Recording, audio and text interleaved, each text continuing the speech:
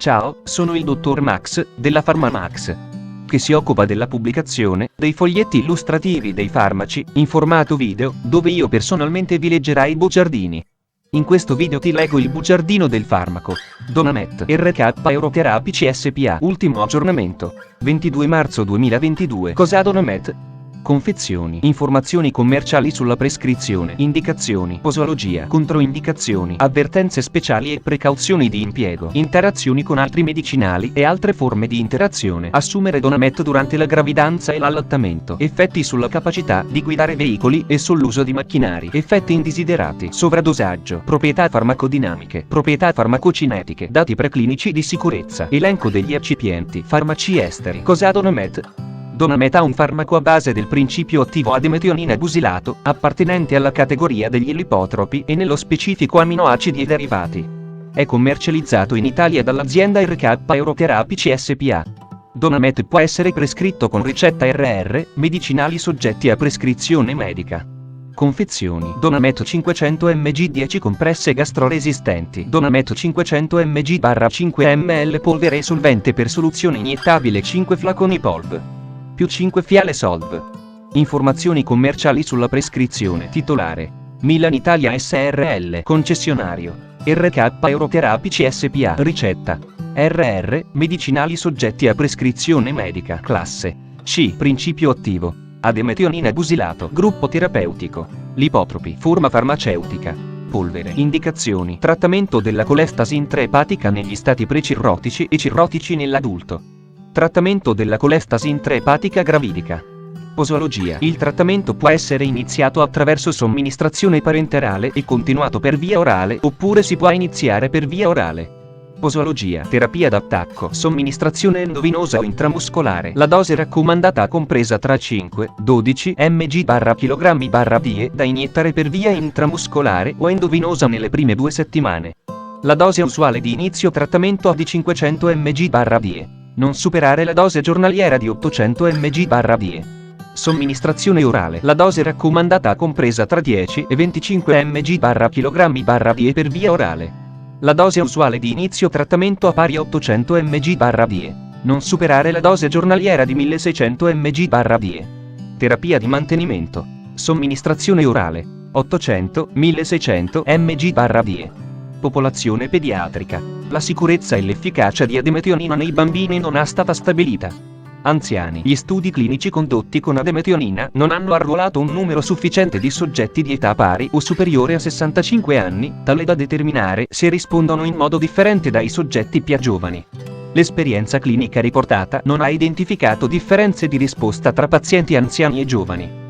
In generale, la selezione della dose per un paziente anziano deve essere fatta con cautela, iniziando dalla dose più bassa all'interno del range terapeutico e considerando la più alta frequenza di riduzione della funzionalità epatica, renale o cardiaca, di malattie concomitanti oppure di altre terapie farmacologiche.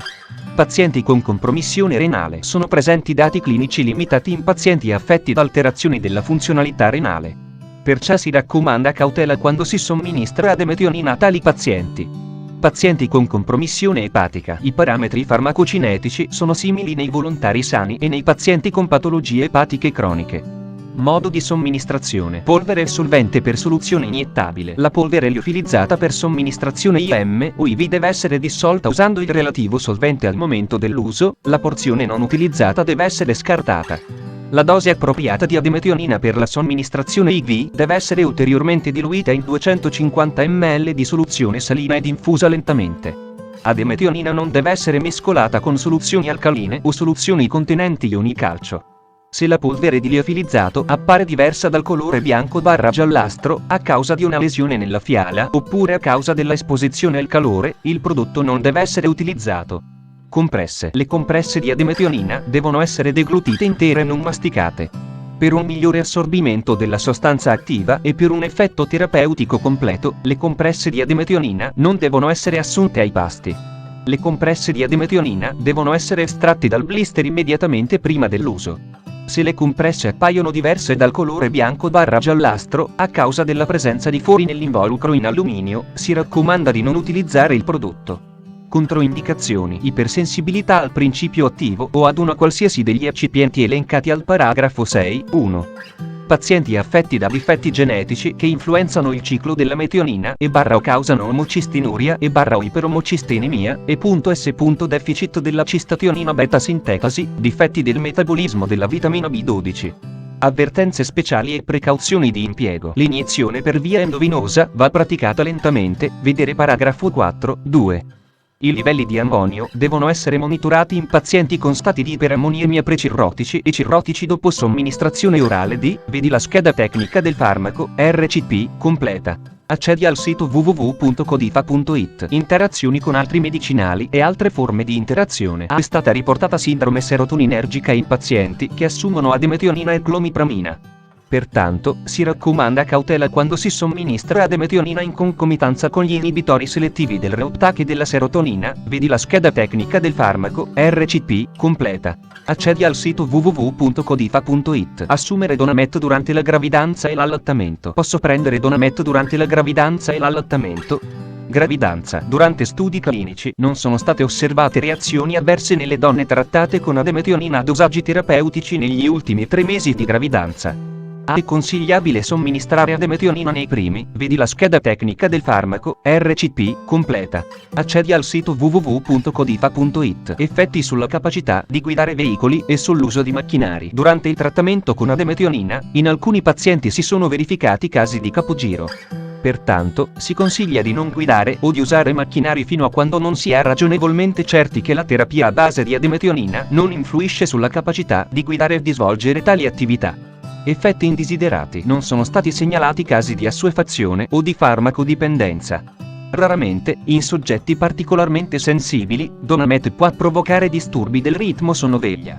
Data l'acidità del pH a cui, per ragioni, vedi la scheda tecnica del farmaco, RCP, completa.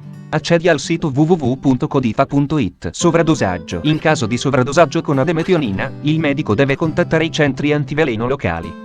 In generale i pazienti devono essere monitorati e deve essere fornita loro terapia di supporto. Proprietà farmacodinamiche. Categoria farmacoterapeutica. Altri farmaci dell'apparato gastrointestinale e del metabolismo, aminoacidi e derivati. Codice ATC. A16A02. Ademetionina o S-adenosile L-metionina, ha un derivato dell'amminoacido metionina. A causa della sua instabilità, proprietà farmacocinetiche. Assorbimento. Nell'uomo, dopo somministrazione endovenosa, il profilo farmacocinetico di Donamet è di tipo B esponenziale ed è composto da una fase apparente di distribuzione rapida nei tessuti e da una fase, dati preclinici di sicurezza. Sono stati eseguiti studi tossicologici sia a dosi singole che ripetute in specie animali multiple, inclusi topi, ratti, criceti e cani di entrambi i sessi per via orale e intravenosa. Elenco degli eccipienti. Donamet 300 mg/5 ml polvere solvente per soluzione iniettabile. Una fiala di solvente contiene acqua per preparazioni iniettabili, L-lisina, sodio idrossido. Donamet 500 mg/5 ml polvere solvente. Fonte, foglietto illustrativo. AIFA, Agenzia Italiana del Farmaco. Le informazioni presenti possono non risultare essere aggiornate. Per avere accesso alla versione più aggiornata, si consiglia l'accesso al sito web dell'AIFA, Agenzia Italiana del Farmaco.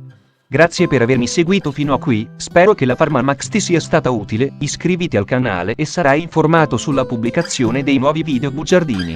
Buon proseguimento, ci vediamo al prossimo farmaco esaminato.